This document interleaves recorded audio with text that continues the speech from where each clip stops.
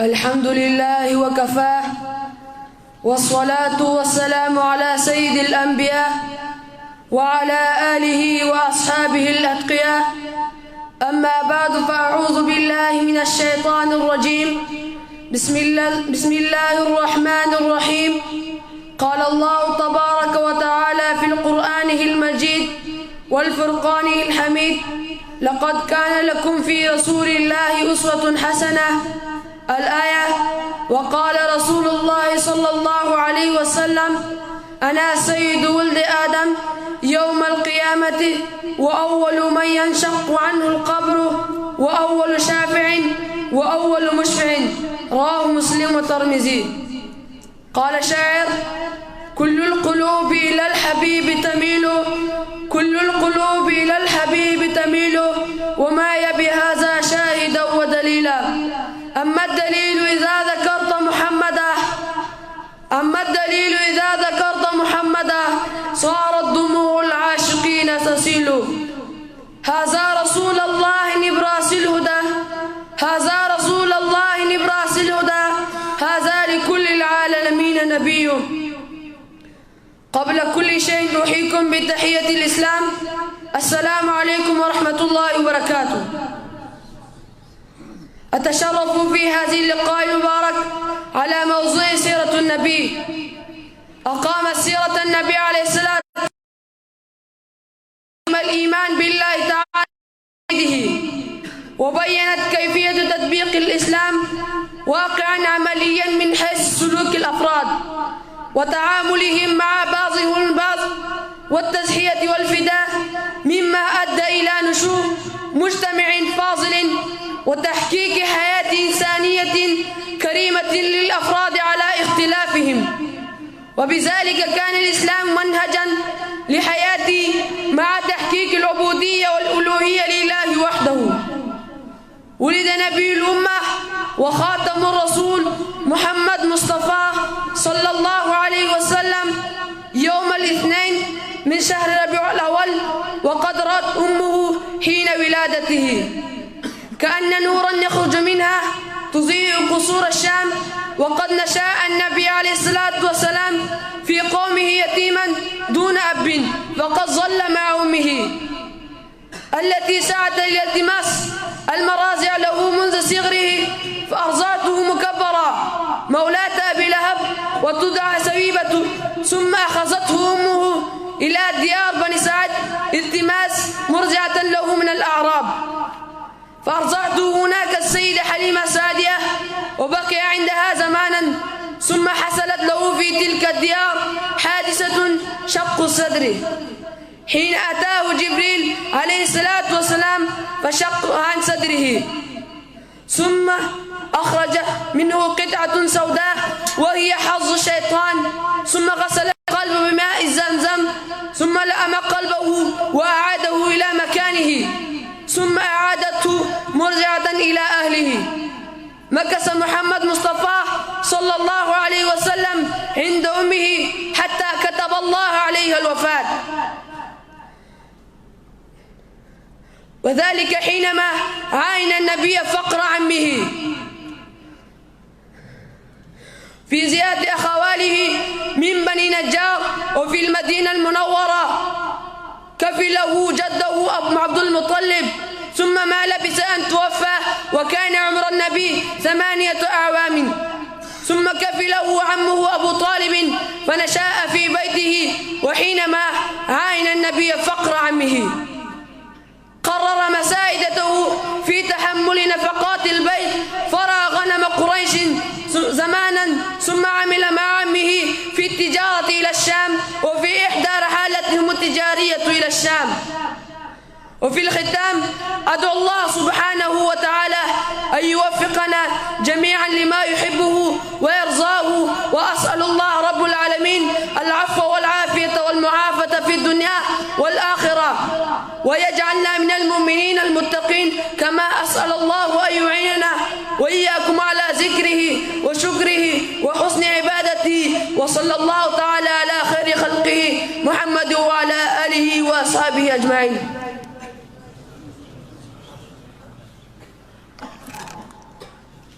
ماشاءالله دا طالب العلم بشیر احمد پترس صاحب د عالمانه او جذاب وینا څخه یوه نړۍ مننه. اوس به د پروګرام نه مخکې کومو طالبانو چې انعامات کې راغلي دي هغه به د جناب خلیفه صاحب په لاس باندې خپل انعامات ترلاسه کړي. د هغه نه وروسته به د خلیفه صاحب بیان وي.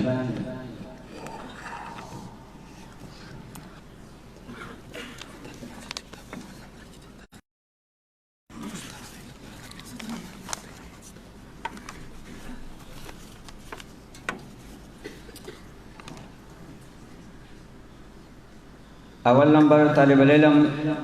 عزیز الله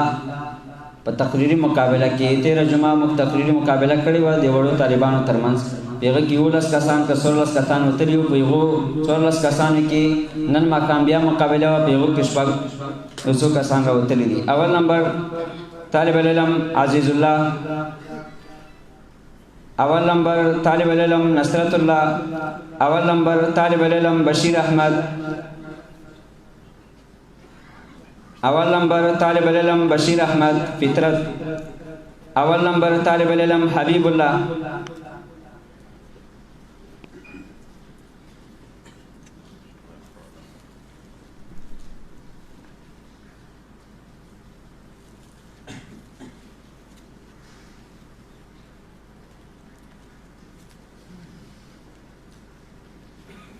دویم نمبر طالب العلم محمد کریم الله،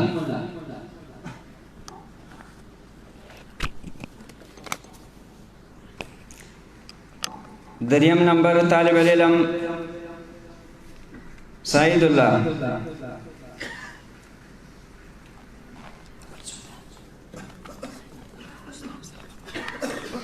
او دا 15 کسان په یو 25 کسانو کې راغلي وو، خو اوس نمبر کې نه راغلي. طالب العلم عصمت الله دریم نمبر، طالب العلم ربانی دریم نمبر، طالب العلم محمد خالد دریم نمبر، طالب العلم محمد صابر دریم نمبر، طالب العلم میر علی دریم نمبر.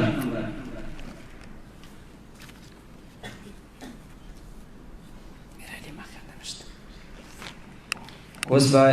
انشاءالله جناب خلیفه صاحب بیان شروع کیږي.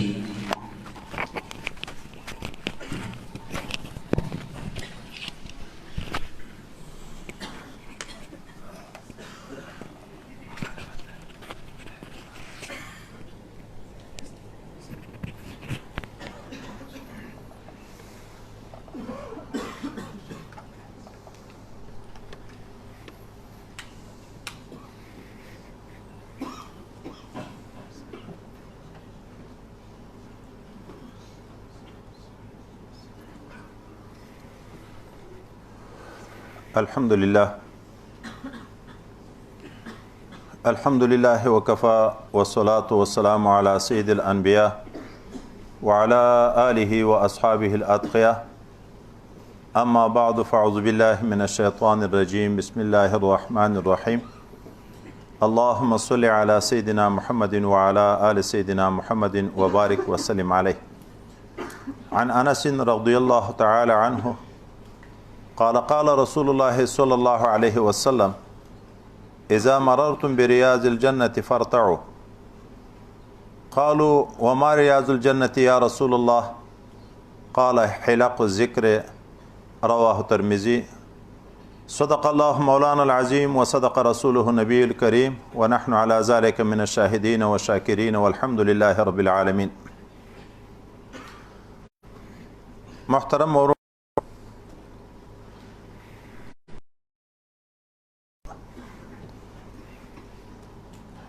نن څلورمه جمعه د دینه شروع کړې وه چې د انسان لپاره مهم اصلاح القلب ده. تر هر چی شي زیات مهم د زړه اصلاح ده، او د زړه د اصلاح لارې مې بیان کړې وې چې صحبت مشایخو او ذکر د الله. په تیره جمعه کې مو د ذکر اهمیت د قرآن عظیم شان د 14-15 آیاتو پرونه کې ذکر کړی. نن به د ذکر اهتمام د احادیث مبارکه او د نبی کریم صلی الله علیه وسلم پرونه کې ذکر کو. دا چې موږ ته مشایخ کرام د کثرت ذکر حکم کوي چې تاسو به ذکر ډیر کوئ. دا ډیروالی د ذکر حکم کړن دا د ځان نه کوي. یو طرف ته مو په آیاتو دا ثابته کړې وه چې الله وی یا ایها الذین آمنوا اذکروا الله ذکرا کثیرا، چې مؤمنینو د الله ذکر ډیر کوي. الله وی انور آیتونه خو ټول بیرته نه راګرځو. بل طرف ته حضور پاک صلی الله علیه وسلم موږ ته د ډیر ذکر کولو تلقین راکوي، ترغیب راکوي. حضور پاک صلی الله علیه وسلم فرمای کله چې تاسو په باغچو د جنت باندې تیرېدئ نو څپ کې وڅرئ. صحابه کرام ورته ویلې د جنت باغچې چی دی یا رسول الله صلی الله علیه وسلم؟ حضور اقدس صلی الله علیه وسلم ورته ویلې حلقې د ذکر. په کوم ځای کې چې اجتماعي ذکر کیږي د دغه ځای نه د جنت په باغچه تعبیر وکړه، خو حکم د ذکر کولو په داسې الفاظو وکړه دغه ځای ته چې وګورو چې تاسو چې په باغچو د جنت تیریږئ څپ کې وڅرئ. دا څړ څرخ دا د حیوان صفت ده. د حیوان عادت دا ده چې چیرې په شنه چمن باندې په شنه فصل باندې ورپیښ شي نو هغه ورګډېدن ته حرص کوي که څوک نارې په ویم دی نه، حتی که څوک ویي هم دی نه تاویږي. کوشش کوي چې هغه شنه فصل ته ځان ورسوي او بیا هغه شنه فصل کې په یوه ګوله په دوه ګولو په کم خوراک باندې اکتفا نه کوي. حتی که خپلې طبع ته پاتې شي دا حیوان دومره خوراک د شنه فصل نه وکړي چې ټنډ شي، حتی کله مړ شي تر. نو وایي په دغه لفظ کې کثرت ذکر ته اشاره ده. دومره ډیر ذکر کې حارس شي لکه حیوان چې د وښو په خوړلو کې په شنه فصل کې حارس ته چې ډیر خوراک وکړي. تاسو په ذکر دی الله تعالی کې ځکه د جنت باغچه ده په دغه کې دغسې حارسان شي. دوم حدیث مبارک دی د طبرانی، حضرت پیغمبر صلی الله علیه وسلم فرمای په ورځ د قیامت یوه ډله خلک راپورته شي د خدای پاک حضور ته، په مخانو کې به نور وي، په منبرو د ملغلرو باندې به ناست وي، د دوی د حال غبطه به تمانا به ټول انسانان کوي چې کاش کې داسې مقام موږ ته هم خدای پاک را کړی وای. نه به انبیاوي نه به شهداوي. چې پیغمبر صلی الله علیه وسلم دا قصه بیان کړه نو یو کوچی په مجلس کې ناستو داسې په زنګانو شو د اتحیاتو په شکل. پیغمبر صلی الله علیه وسلم ته وی چې یا رسول الله حلهم لنا، حلهم څه معنی؟ ای صفهم لنا لنعرفهم. موږ ته دغه خلک چې په قیامت کې خلک د دوی د حال غبطه کوي ته راته بیان کړه چې وی پېژنو دا څوک دی. پیغمبر صلی الله علیه وسلم ورته ویلې دا هغه کسان دي چې یو د بل سره محبت د الله د رضا دپاره کوي. د مختلفو قومو خلک د مختلفو علاقو خلک راجمع کېږي د ذکر دپاره او د خدای پاک ذکر په اجتماعي توګه باندې کوي. لکه د خانقاوې چې د مشایخو ځایونه دي د مختلفو ولایاتو د مختلفو قومونو د مختلفو علاقو نه خلک راځي او د اجتماع منشأ صرف د الله رضا د الله محبت او دوی دلته په اجتماعي توګه باندې ذکرونه د خدای پاک کوي. الله به په انعام کې په قیامت کې بیا داسې مقام ورکوي چې د دوی د حال به خلک غبطه کوي کاش کې داسې مقام موږ ته خدای پاک را کړی وای. دریم حدیث مبارک کې راځي پیغمبر صلی الله علیه وسلم روان ده، صحابه ورسره دي، یو غر ده د جمدان په نامه باندې. پیغمبر علیه السلام دا جمدان ده، بیا یې وویل سبق المفردون قالوا وما المفردون يا رسول الله؟ قال المستهترون. مفردین د خلکو نه په رتبه کې ټولو نه مخکې شو په جنت کې. صحابه کرام ورته ویل مفردین څوک دي؟ دو ورته ویل المستهترون. مستهتر څه معنا؟ دا بیا اوس حرص ده. المولع الحارس فی ذکر الله. هغه څوک چې هغه د خدای د ذکر ډیر حرص لري، دغه خلک چې په ورځ د قیامت راپورته کیږي د قبورونه دا به ډیر سپک راپورته کیږي. ولی هغه دوام د ذکر چې دوی په دنیا کې کړی و، مداوم علی ذکر و، دیغه په برکت باندې ګناهونه په دنیا کې خدای معاف کړي و. نو چې ګناهونه معاف شو په قیامت کې د ګناهو پیټه بنوي، دوی به خفافان د خدای متعال حضور ته راځي. اوس دلته بیا د کثرت ذکر ترغین ده چې د خدای په ذکر کې دومره حارس شي چې کڅوک څه خبرې ورته کیم پروا نه لري او کڅوک حتی ضرر ورسیم پروا نه لري. خدای د خدای پاک د ذکر نه غافل کیږي نه. دریم حدیث مبارک کې راځي پیغمبر صلی الله علیه وسلم فرمایي نه جمع کیږي یو قوم په یو جماعت کې په یو ځای کې چې د الله ذکر کوي خو اراده هم خاص د خدای پاک رضا نوم و نشان و ریا نه وي، خاص د الله رضا وي. چې دوی په کوم ځای کې ناست وي اجتماعي ذکر کوي، د اسمان د لوري نه د الله تعالی په حکم اعلان ورته وشي قوموا مغفورا لكم، ځای تاسې د دغه ځای نه ټول ګناهونه مو معاف دي او حتی سیئات مو په حسناتو باندې بدل دي، ګناوې مو په نیکیو باندې بدل دي. بل حدیث مبارک کې راځي پیغمبر صلی الله علیه وسلم فرمایي، د بخاری شریف روایت ده، مثال د ذاکر او څوک چې د الله ذکر کوي د دغه مثال د ژوندۍ ده، او څوک چې د الله د ذکر نه غافل وي د دغه مثال د مړیو ده. بل حدیث مبارک کې راځي حضرت پیغمبر صلی الله علیه وسلم فرمایي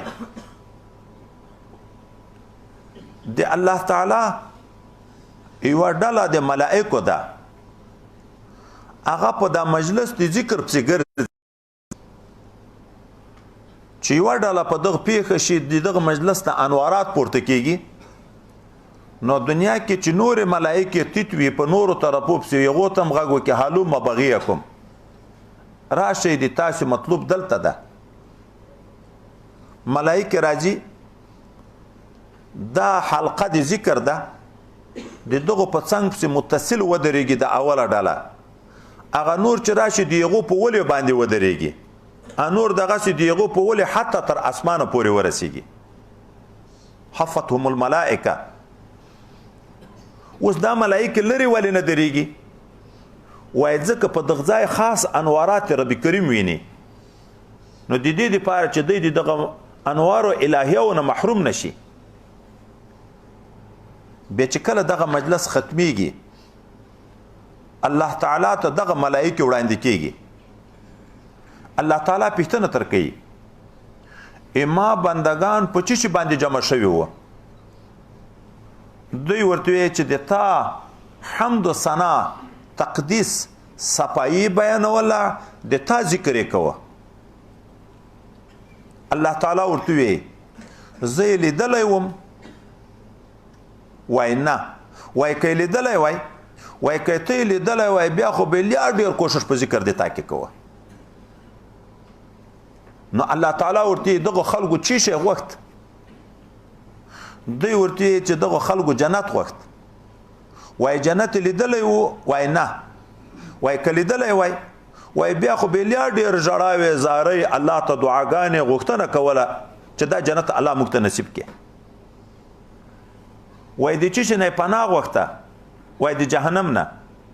جهنم لیدلی و؟ وای نه. که لیدلی وای بیا خو به ویلیا ډېرې پناهې غوښتې ډېرې ژړاوې به الله تعالی ته کولې چې خدای پاک مو د دغه نه وساتي. نو الله تعالی ورته وایي چې دوی په غیاب د ما ذکر کوه، دوی په غیاب جنت غوښت، دوی په غیاب د جهنم نه پناه غوښته، نو تاسې په چې هغه دوی څه غوښت هغه ما ورته واجب کو چې دوی به زه ټولو ته جنت ورکوم. چې پناه غوښته زه به د هغه نه پناه ورکوم چې هغه جهنم ده.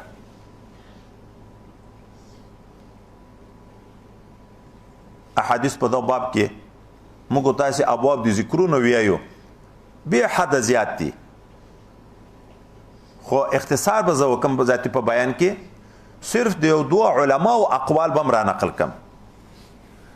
حضرت ابن عباس رضی الله تعالی عنه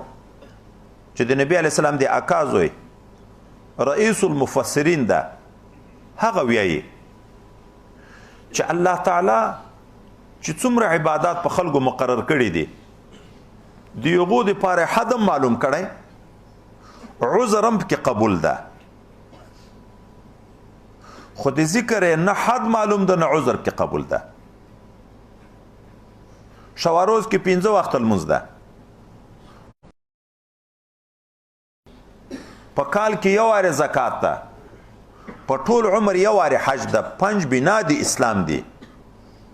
لیکن عذر پکې قبول ده. سړی مسکین ده، دا فرض زکات په ده نشته، سړی مسکین ده، هغه فرض حج په ده باندې نشته. ګورې عین فرض و ارکان دي اسلام، عذر پکې قبول ده، په مسکین باندې نه حج فرض ده نه په مسکین باندې زکات فرض ده. او په دا نورو کې بیا چې فکر وکړو، په لمانځه کې قیام فرض ده، خو چې سړی مریض و عذر پکې قبول ده، په ولاړې نشي کړی په ناستې دې وکړي، په ناستې نشي کړی عذر پکې قبول ده، په پروتې دې وکړي. مریض ده فی الحال یې نشي نیوی ودې خوري، روژه ده سړی فی الحال یې نشي نیوی ودې خوري. مؤخر د حکم چې کله بیرته راغی کور ته، کله جوړ شو په هغه وخت کې د بیا لمونځ روژې قضایي راوګرځوي. اما د ذکر وایي نه حد معلوم ده نه عذر قبول ده. ولې؟ کله رب کریم داسې حکم کوي فاذکروا الله قیاما وقعودا وعلى جنوبکم، تاسې د الله ذکر کوي، په ولاړ هم کوي، په ناست هم کوي، په پروت هم کوي. او کله رب کریم یې یا ایها الذین آمنوا اذکروا الله ذکرا کثیرا، ډیر ذکر کوي. دا ډیر نو بیا څه معنا؟ وایي شپه یې که ورځ، وچه یې که دریاب، مسافر یې که مقیم، جوړ یې که مریض، موړ یې که مسکین، دومره تعمیمات کې هیڅ چاته عذر نه ده قبول. مسکین نه ده تر خلاص، مریض نه ده تر خلاص، مسافر نه ده تر خلاص. که مقیم یې که مسافر یې، که جوړ یې که مریض یې، که موړ یې که مسکین یې، په وچه کې یې که په دریاب کې یې، شپه یې که ورځ یې، په هر حال کې به د الله ذکر کې.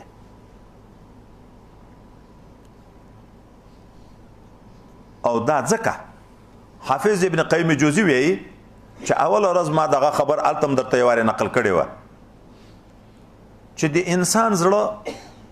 هغه زنګ کېږي او د زنګ منشي 2 شیان دي. یو د انسان زړه د الله د غفلت نه چې د خدای د ذکر نه غافل شي زړه تورېږي، زنګ کېږي. دوم چې انسان د خواهشاتو تابع شي، په ګناه ولګیا شي زړه زنګ کېږي. خو بیرته صفایي د دغه زنګ هم په 2 شیانو باندې راځي چې ذکر ده او استغفار ده. اوس چې زړه د ګناه د وجې نه تور شو، په اخلاص توبه وباسه، استغفار ویې، الله تعالی به هغه خیری د ګناه د توبې په برکت باندې لري کی. بیا دوام په ذکر وکړه. دا دوام په ذکر لکه روزانه پرېمینځل دی دغه زړه دی چې دا لږ لږ خیره راځي، لږ نظر غلط لګېدلی، لږ خبر غلط اورېدلی، لږ مجلس کې بې ځایه خبر شوی چې هر څه کېږي، هغه خیره بیا دا ذکر نه پرېږدي، دا بیا پرېمینځي. ځکه هم ربي کریم وایي ولا تطع من اغفلنا قلبه عن ذکرنا واتبع هواه وكان امره فرطا. الله وی دیغ سړی به نه منې، دیغ به متابعت نه کوي چې اچا زړه د ما د ذکر نه غافله ده او هغه د خپلو خواهشاتو تابع ده، هوا فرسته، ځکه دیغ انجام هلاکت ته. که ته د هغه اتباع کوې نو ته به هم هلاکت ته ځې. اوس قرآن او حدیث موږ ته دواړه د کثرت ذکر حکم کوي او دواړه کې موږ د بیکاره مرګري، د غافله مرګري، د ګناهګار مرګري د مرګرتیا نه منې کوي. لوی اثر په سړي باندې جلیس او همنشین کوي. اوس نو همنشینی کې الله وی بل حدیث مبارک ده، حدیث قدسی، نبی کریم صلی الله علیه وسلم یې چې ربي کریم یې انا علی ظن عبدی بی، زه په ګمان د بنده یم په ما باندې چې په ما څه ګمان کوي زه هغه څه معامله ورسره کوم. ما ته توبه باسي خو په ما یې ګمان ده چې الله د بنده توبه قبلوي نو قبلوم یې. د ما نه د ګناهو مغفرت غواړي، په ما یې ګمان ده چې الله ګناه یې بخي نو ګناه یې ورته بخمه. ما ته دعا کوي، په ما یې ګمان ده چې الله د مسلمان دعا قبلوي نو ورته قبلوم یې. چې په ما بد ګمان یې موږ توبه نه قبلېږي، د موږ دعا نه قبلېږي، د موږ ژړا او ذکر نه قبلېږي، چې ته بد ګمانه شوې په الله نو الله بیا نه قبلوي. په دغه حدیث مبارک کې وانا جلیس من ذکرني، زه د هغه چا سره یم، همنشین یم چې څوک اوس مې چې څوک په زړه کې یادوي، الله تعالی وی زه په زړه کې یادوم. څوک مې په یو مجمع یادوي، الله تعالی وی زه تر دغه نه په خیر مجمع کې یادوم. څوک چې ماته یو لويشت را نږدې کېږي، الله تعالی وی زه یو غز ور نږدې کېږم. څوک چې ماته یو غز را نږدې کېږي، الله تعالی وی زه یو باغ غېږ ور نږدې کېږم. څوک چې ماته په سوکه را روان وي، الله تعالی وی زه تیز ورځم. دغه ټولو مطلب څه ده؟ انسان په خپل وس مکلف ده چې ته خواري شروع کې، چې ته لږ د الله طرف ته رجوع شروع کې، د الله رحمت د تا تر هغه عبادت نه د تا تر ذکر نه زیات ده، په لږ عمل لوی ثواب درکوي. بیا نو چې ته مخ ته څومره ترقي کوې، د الله تعالی د طرف نه دغومره قرب زیاتیږي، د الله تعالی د طرف نه انعامات زیاتیږي، د الله تعالی د طرف نه د رحم او د کرم معامله زیاتیږي. نو علما چې موږ ته مشایخ کرام د کثرت ذکر حکم کوي، ادي ځان نه کوي، خو ګوره کثرت ذکر دا چې سړی مداوم شي په ذکر باندې، همیش شپه او ورځ ولاړ ناست پروت، په سفر، په حضر، په مسکنات، په مړښت، په جوړوالي مرض کې په هر حال کې ذکر وکړي. که یو وارې رښتیا سړی دوام په ذکر وکړي، زه ملګرو ته کله کله وایم، مخکې مې ورته ویلې یوه جمعه د سړی دوام په ذکر وکړي د داسې قانون موافق لکه دا دلته چې ویلی کېږي په حسن ځوان چې الله دې ما ذکر قبلوي، په حسن ځوان په خپلو مشایخو باندې چې هغه په ما باندې ډېر مشفق ده، د ما خواري نه عبث کېږي، او ښه ګمان په خپل شیخ باندې ولري چې د ما د تربیې دپاره په دنیا کې بل څوک نشته، داسې حسن ځوان په ولري. بیا یوه جمعه چې په دوام باندې ذکر وکړي، ان شاء الله العزیز چې د کال تر وظیفو نه به ډېر اثر کې پیدا کېږي. خو موږ داسې وخت کې راغلی یو، محیط و ماحول د موږ داسې ده چې د ذکر نه غفلت ډېر ده. د موږ خپله نورو شیانو ته توجه کوو، ذکر ته نه کوو. ملګرتیا ده چې د هغو ذکر ته بیخي ورپام نه ده، تعلق او محبت مم د دې چا سره ده چې دیغه ذکر ته بالکل ورپام نه ده ځکه اثر په ذکر کې نه پیدا کیږي. ما د خلیفہ صاحبانو ته نن مازیګرم ویلې مله د دې وظیفو په بدلیدن کې احتیاط کوئ کوشش دا کوئ چې په وظیفه کې وخت تیر شي په بدلون کې لیوار مه کوئ. ابل مرید د ډېر وخت مخکې دوره یې د ما سره کړې تقریبا 6 کاله مخکې به اوله وظیفه ما ورکړې وه دومه وظیفه غالبا وایي خو چې خلیفه صاحب را بدله کړې وه په هغه وخت کې. نو دغه وخت راسي بیا تعلق نه و ساتلی بیا یو مرض او تکلیف ورته پیدا و چې هغه ورونو ویل چې موږ په څو نفرو نیولی دی په ځان نه پیږي خدا جادو دا کچی شي د ته اشتباهات و. دلته چې راغی د سلګ مجلس مې ورسره وکړ هغه کمره کې امرګری ورونو خو ډیر شکایت کو ورونه یې وایسته بیا ما ګوکې خبرې سره وکړې بیا ځان ډیر خجالت تسلیم کو چې رښتیا ده چې زه بې وفا یم. نو ما ورته ویل چې ته ورشه خلیفه صاحب مبارک ته هغه به وظیفې یو وارې در سره وکړي تاسو خیال کوئ ګورئ مولوي ده یغه به مثال درکم په خپل ځان کې به ذاتي موږ تاسو ټول سوچ وکړو چې موږ څه حال ده. یغه ویل ور بشم خو ما نه خو د وظیفو ځایم ویر د طریقه ویر د چې د وظیفه کیږي څنګه اوس یغه ته شرمېږم ور ویلای نشم. مولوی ده 2 وظیفې دي په دا 2 وظیفو کې ځایم ترویر طریقم ترویره بیا به څنګه ذکر کې اثر پیدا شي. هر مرګري نه چې موږ پښتنه کو د لطایف والا 15 لطیفې 6 لطیفې شي تر ذکر سلطانه پورې ورسیږي یم ملا یم طالب هغه د دنیا په کارم نه لګیا دغه ډله خلک موږ ته چې عذر نه وي وظیفه کوي او څو وظیفې دي 15 څو وظیفې دي 6 څومره وخت ورکوي وظیفې ته یاره 12 منټه وخت ورکوم خدا خو موږ ته وایي چې 12 منټه که چې 6 وظیفې 12 منټه وخت ورکې وظیفې ته څو منټه شوه 2 منټه په 2 منټو کې رښتیا وایي چې سړی رابطه نیوی شي د خپل شیخ رنګ په یادوی شي هغه دعا چې د هغه ورته ویلی شي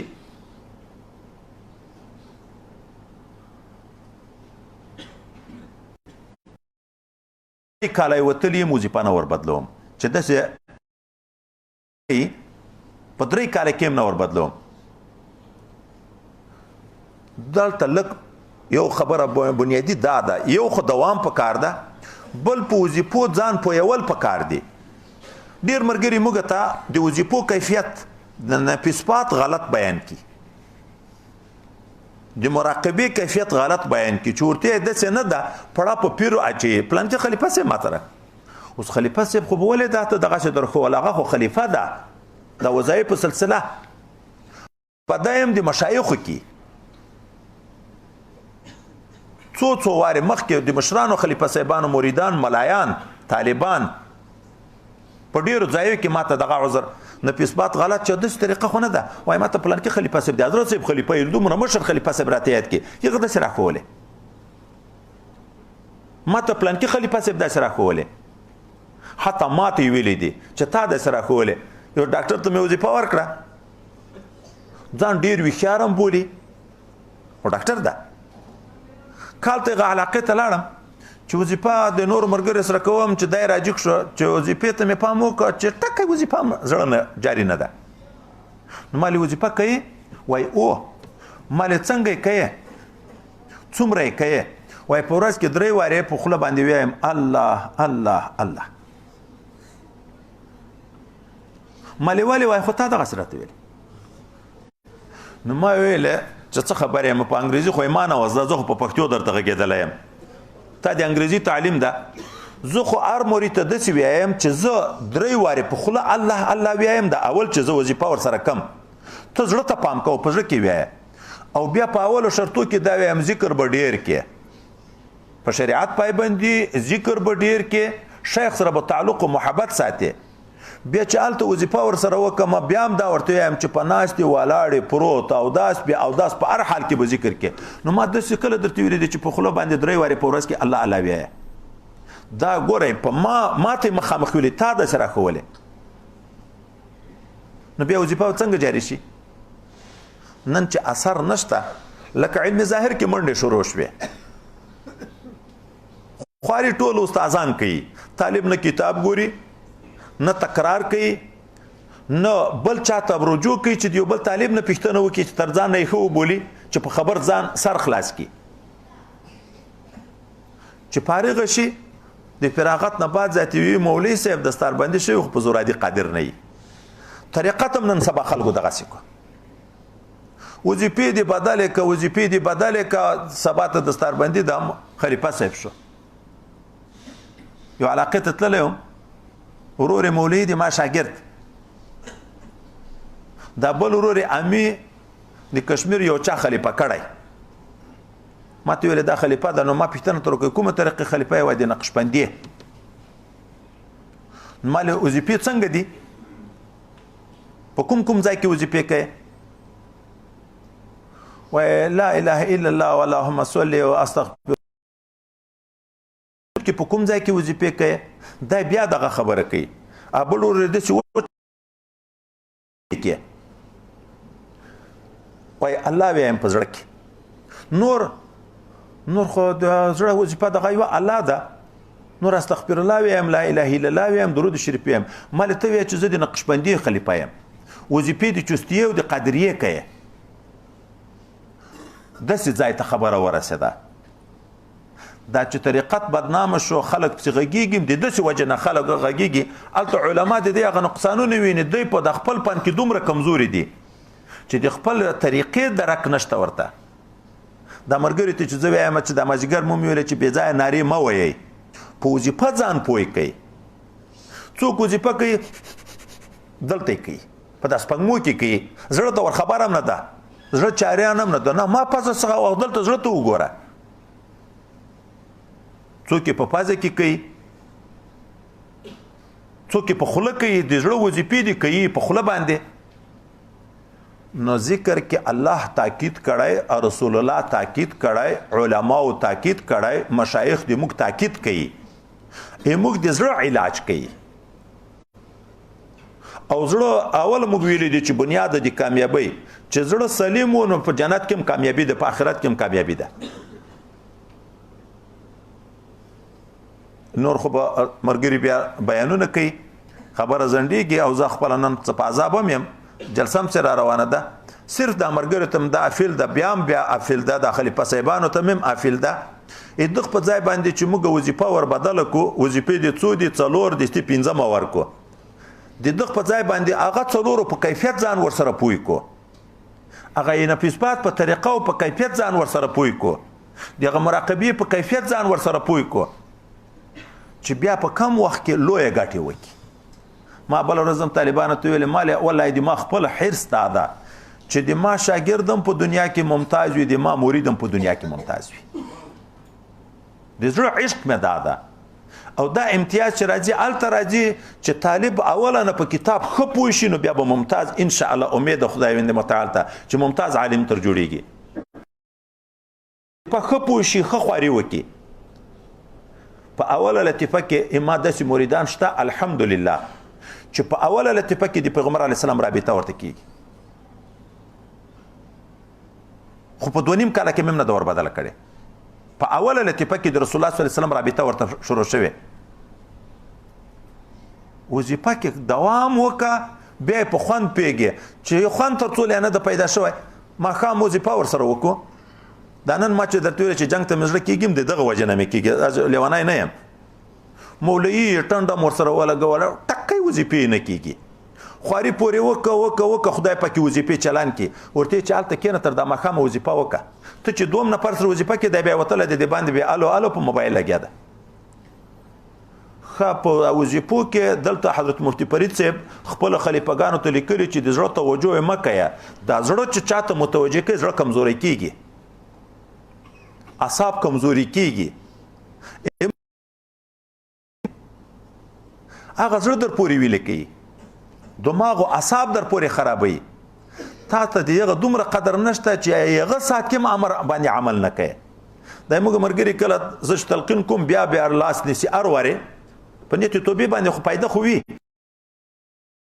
کله یو نیم چاته سپین ور وغږیږي یو ورځ طالبان ته ویلې په دغه نخه کېږي چې په ار او سات تلقین وي تاسو توبې باسي هغه په خلو درته چې موبایل ما ګرځوي ګرځي هغه په خلو درته چې د مطالعې په وخت کې مغه کېږي تاسو مجلس شروع کړي چې صریحي مخالفت وي بیا دغه توبې ته توبه ویل کېږي الله تعالی نه کریم ذات خو نشته د الله نه رحیم ذات خو نشته دغه خلکو چې توبه الله ته په استهزاء په شکل باسي الله قبلي آینده خلیفہ صاحبان کراتلم زه خو ډیر نشم کېدای دغه موجوده خلیفہ صاحبانو ته دا پیل د چې په خانقه کې چې سره کېنی دا مجلس یادوي چې دا وظیفو کې باید تاکید وشي د مرید په حال ځان پوي کوي مرید کې چې عشق پیدا نه دي ناری نه دي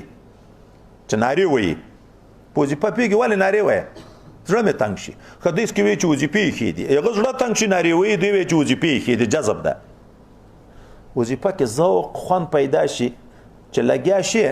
دا اوس هم الحمدلله دلته داسې ملګري شته چې وظیفه کې دومره خوند پیدا کېږي چې روزانه غسل پاوړي داسې سکون پیدا شي چې بیا څوک د دغه نه تنګېږي چې زر وتلی وای د جومات نه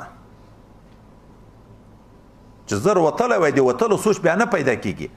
داسې دوام د ذکر د شریعت د طریقت جز ده که یې وکړو ان شاء الله العزیز رب کریم وعده ده فاذکروني اذکرکم تاسې ما یادوئ زه به تاسې یادوم خو د الله یادوله ډېره ده ځکه یو چې موږ ګز نږدې کېږو هغه غېږ را نږدې کېږي دیغ رحمت ډیر ده بیا په کم ذکر کې به لوی اثر پیدا کوي کم از کم آخري خبر کم نور ذاتي بس کوم د تصوف کتابونه لیکي چې کم از کم نیمه غنټه کم از کم نیمه غنټه په اوداسه مخ په قبله کینی او د شیخ رابطه وینیسي په داسې حضور ذکر وکي چې لکه شیخ سره چې ټنډه لګولې د اره لطیفه چې شروع کوي داسې خیال کوي چې د ما دغه لطیفه د شیخ لطیفې ته متوجه ده هغه لکه نلکۍ د خپله لطیفه لکه ګړی لکه کوزه چې اوبو پکې را روانې دي داسې په ښه حضور اره لطیفه کم از کم خو وای په ورځ کې نیمه غنټه نورې په ولاړ یم که په لیار یم که په هر حال کې که خو نیمه غنټه وخت داسې ورکه چې نیمه غنټه داسې وخت موجود شو بیا په ذکر کې خوند پیدا کېږي بیا سړی نه پاتې کېږي بیا په موټر کې ګرځي محمدزیه خلیفه څمره قدس الله سره د وردګو نه راتلو هغه طالب چې خادم ورسره ماته قصه کړه وای په لیارې د مازیګر په وخت کې په موټر کې راسپاره وو ختم خواجګان مو په لیارې په موټر کې 2 په 2 وکړه ګوري د مازیګر ختم خواجګان موږ څومره په اوږدو په ډیرو ملګري باندې کوو خو عشق موجود شي دوام د ذکر موجود شي په 2 نفر باندې مو هغه ختم وکړو پرېم نه کوي کشتم خلیفه مبارک قدس الله سره حج کې سره یو ځای و الحمدلله مازیګر به چې لمونځ وشو ایده ځای معلوم و هلته به ورغلو هلته خو دانې نه وې دا کیفیت خو هلته نه وه ملګري به مثلا چې څومره وبې ویله چې دومره وارې ویې د حج په سفر کې نه پرېښ د موټر په سفر کې د خولې ذکرونه لطایب خو اسانه دي هغه خو په هر ځای کې کېږي لطایب خو به کې خو دا د خولې شیان به چې شروع کړي وم هغه یې نه پرېږ حتی په موټر کې دوام به ذکر و ختم خواجګانې ټول کوو ختم امام رباني نه ټول ختم خواجګانې کوو دا یې نه پرېږ نو دا زه ډېر ځکه تیز لږ وغږېږم څوک دې خفه کېږي نه چې زړه مې یقیني درد کوي او زه ذاتي نور خپل هم کمزوری یم دا ملګري مازدیګر هم ختم کې ټول ما طرف ته کوشش کوي تر ما نه دا نور خلیفه صاحبان په وظیفه کې د تاسو سره ډیر کوشش کوي دی هغو په زړه کې لا لږ طاقت شته زه ټول ورځ سبا کمي بیا چې راځي په ما حسن ځوان لري دغه هم سبا به بیا پیښیږي بل ورځ به بیا پیښیږي که مراقبه ولا ما ته راجیک شي مراقبه کې وخت ډیر وتلی چې دا نور خلیفه صاحبانو ته ورجیک شي بیرته ما ته راجیک کوي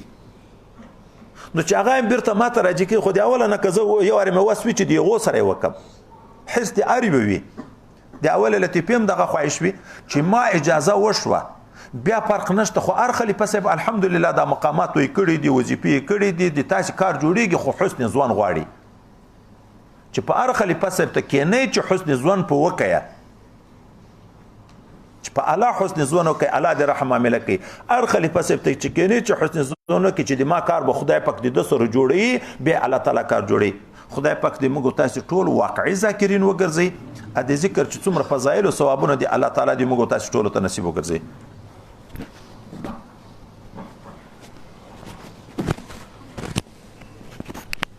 تاسو ذاتي په آرام باندې کینې که کوم مرګري شوق ته ناشتي لري جګېږي ما زه به غلی وځم ځکه زه په عذاب یم هلته څه معمولات او د وظایفو سلسله مې شاید پاتې وي زه هغو ته ځم دلته مرګري بیانونه کوي انجمن کوي کوم مرګري که یو واره شوق لري د ناستي هغه مرګري خپل بېغمه کینې که څوک عذر لري یا جي هغه خو یغو ته خو ځان ته خبره دی اجازه ده خو د عام مرګري میلمانه چې وخت هغسې تېري خو چې راغلي دي چې یو څه ګټه واخلي او په دغه عین حال کې وظیفې کوئ سترګې پټېدل نه غواړي ذکر لطیفو ته کوشش کوئ که یا ذکر به جاري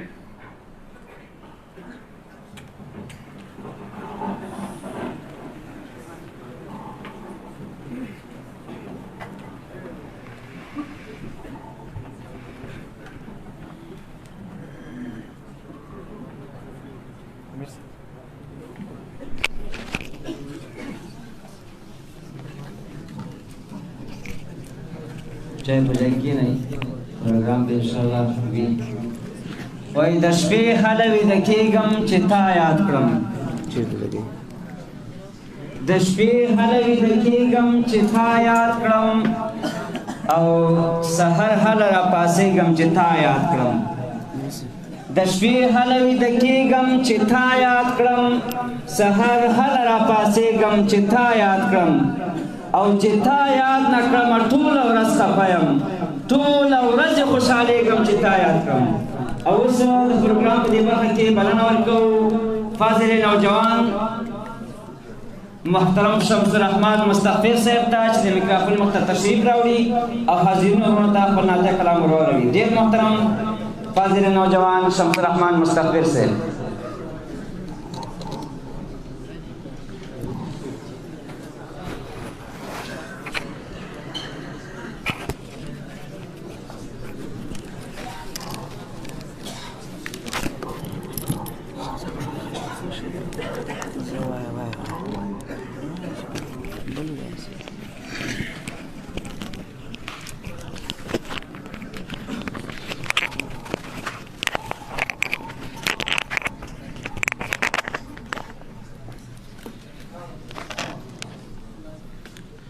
أعوذ بالله من الشيطان الرجيم بسم الله الرحمن الرحيم اللهم صل على سيدنا محمد وعلى آل سيدنا محمد وبارك وسلم عليه ستاکتو کی د بیمارو زړو شفا ده ستا نظر مرشد مونږ لره دوا ده ستا له مخ څخه جلوې د نور ورېږي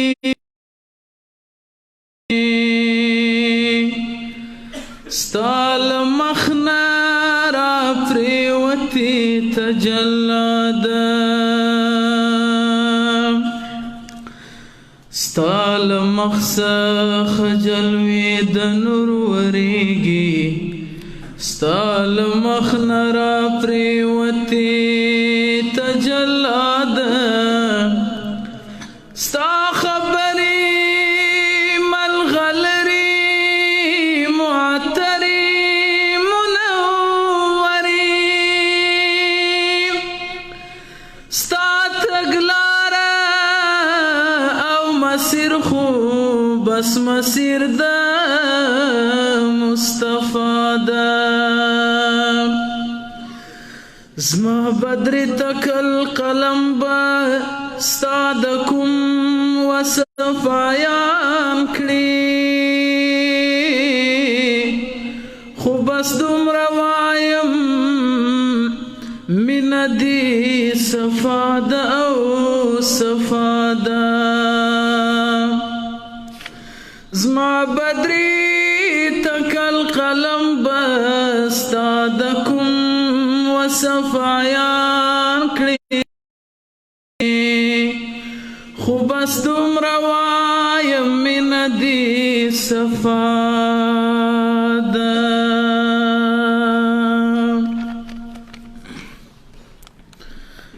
شیخ صاحب محترم په ویاړ باندې یوه ترانه ده. نیولی دی په مټو کې زنځیر د حضراتو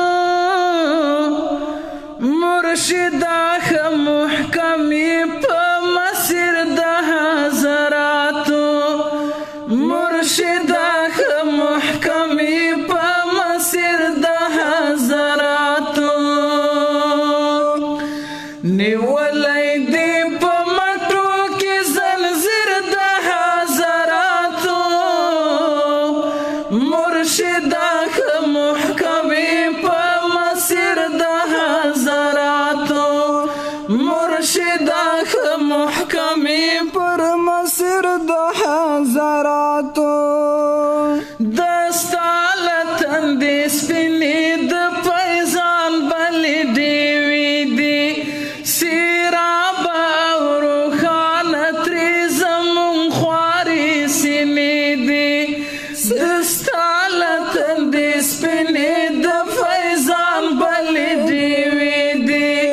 سیرابه او روښانه ترې زموږ خوارې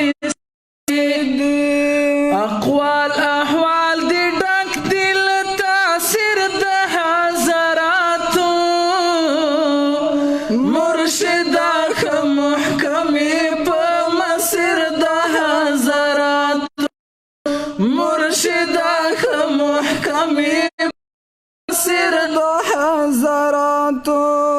نیولی دی په مټو کې زنځیر د حضراتو مرشده ښه محکمې په مسیر د حضراتو مرشده ښه محکمې په مسیر د حضراتو سالک چې څوک په صدق عرفان شي د دې پیرو په ښکلې لار روان شي سالک چې څوک په صدق او په مینه د عرفان شي د دې پیرو او دې کال په ښکلې لار روان شي د دې پیرو او دې کال په ښکلې لار روان شي چې ځان کله په دام کې کړي اسیر د مرشده ښه محکمې په مسیر د حضراتو مرشده ښه محکمې په مسیر نیولی دی په مټو کې زنځیر د حضراتو مرشده ښه محکمې پر مسیر د حضراتو مرشده ښه محکمې په مسیر د حضراتو سپي وهي غوټۍ سپي وهي غوټۍ وهي له زړه یې لمبې خیږي له جوشه او خروشه په بېهوش تنور پخیږي سپي وهي غوټۍ وهي له زړه یې لمبې خیږي له جوشه او خروشه په بېهوش تنور پخیږي نظر چې باندې پرېوځي ډېر په ځیر د حضراتو مرشده ښه محکمې په مسیر د حضراتو مرشده ښه محکمې په مسیر د حضراتو نیولی دی په مټو کې زنځیر د حضراتو مرشده ښه محکمې په مسیر د حضراتو مرشده ښه محکمې پر مسیر د حضراتو سرور او الهام واخله له دې غوث او قلندره بدري ته کله مزه خالي مزه له دې دره سرور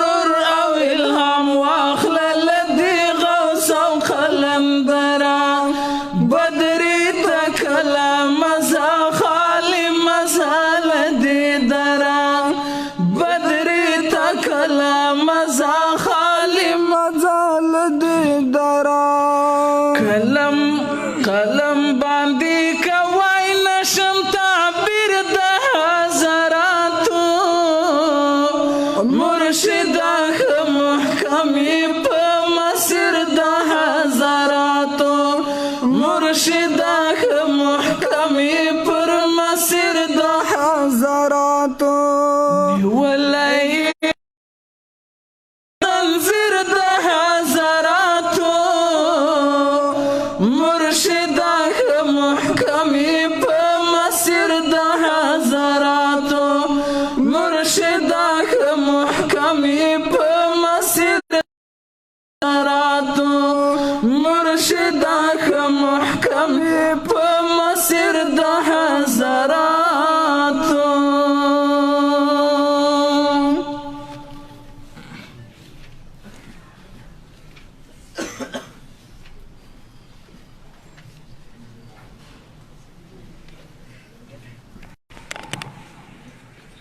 ولی نچاو د زړګۍ له فراقتنا ولی نچاو د زړګۍ له فراقتنا اے کابله له یو داسې قیامتنا سترګې پټې شا تړلي لاسونه سترګې پټې شا تړلي لاسونه شوي بې برخه اے کابله د حضرتنا ستا په غېږ کې و ګلشن د درویشانو ستا په غېږ کې و ګلشن د درویشانو خزان وکړه پرې حمله ډک له وحشتنا ولې نه چاو د زړګۍ له فراقتنا دا فاضل نوجوان محترم شمس الرحمن مستغفر صاحب او اوس د نعتیه کلام دپاره بلنه ورکوو محمد ګل احمدي صاحب ته چې د میکرافون مخ ته تشریف راوړي او حاضرینو وروڼو ته خپل نعتیه کلام ور واوروي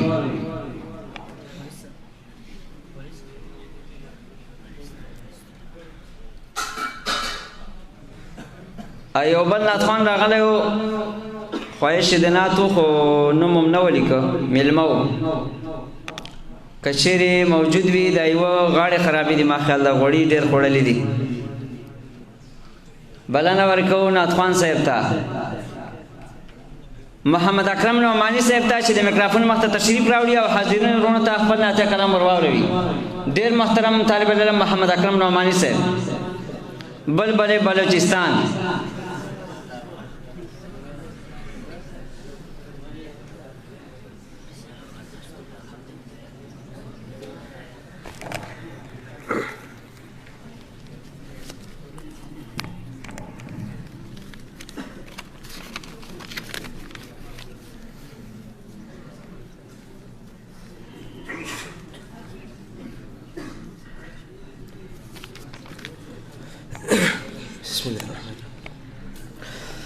افتدا پا خواجنم د پاک الله کړم ابتدا په خواجنم د پاک الله کړم پس لدی بدر سلام پر مصطفی کړم نمینم نمی نشانو په دنیا کې خدای له خاورې څخه جوړ انسان پیدا کړم یو انسان بل مسلمان په دین اسلام یم په امت یا ګډ د خیر الانبیا کړم یو انسان بل مسلمان په دین اسلام یم په امت یا ګډ د خیر الانبیا کړم داسې زبا او کلام نسته احرارا داسې زبا او کلام نسته احرارا چې په پرده ذوالجلال حمد او ثنا کړم تمی در وغواړه جانان بړ په باڼه ماتېږي ستا د نسیم په وصال مې تنده نه ماتېږي تمی در وغواړه جانان بړ په باڼه ماتېږي ستا د نسیم په وصال مې تنده نه ماتېږي ستا د نسیم په وصال مې تنده نه ماتېږي تمی در وغواړه جانان بار په باڼه ماتېږي بار په باڼه ماتېږي ستا د نسیم په وصال مې تنده نه ماتېږي زار تنده نه ماتېږي چې تا قدم پرې ایښی تر هغه خاورو جار سم چې تا قدم پرې ایښی تر هغه خاورو سم چې ستا نظر پرېم شتی تر حاجدارو جار سم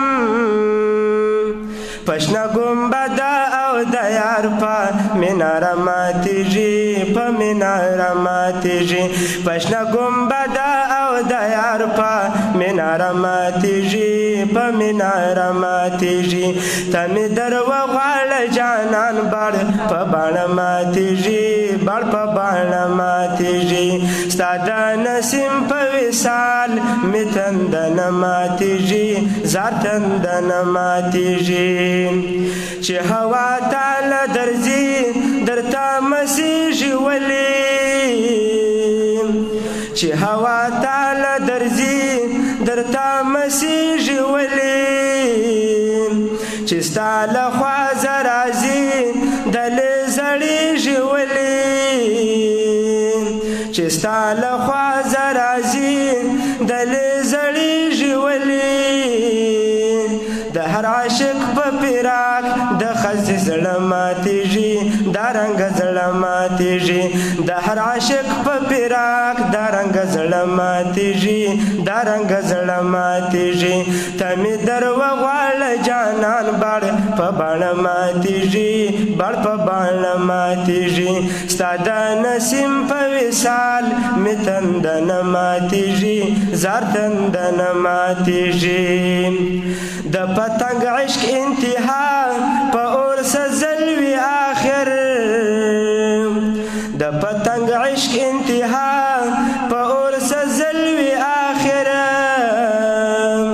که وجود هر څومره ګران د دور تللوي آخر که وجود هر څومره ګران د دور تللوي آخر منصور په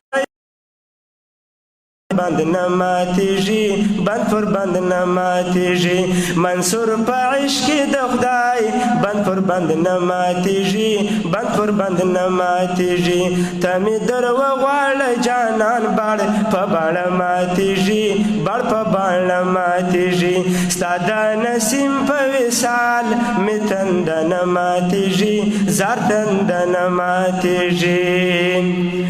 کلم وستایا جانان پشو لفظو وستایا کلم وستایا جانان پشو لفظو وستایا جانان جانان دزما جانان پترانو وستایا وکیل هر وخت می باړستا په ترانه ماتېږي په ترانه ماتېږي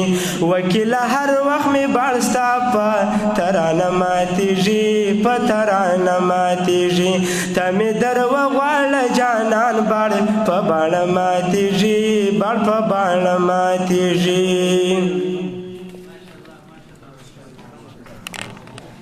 ماشاءالله دا طالب العلم محمد اکرم نعمانی صاحب او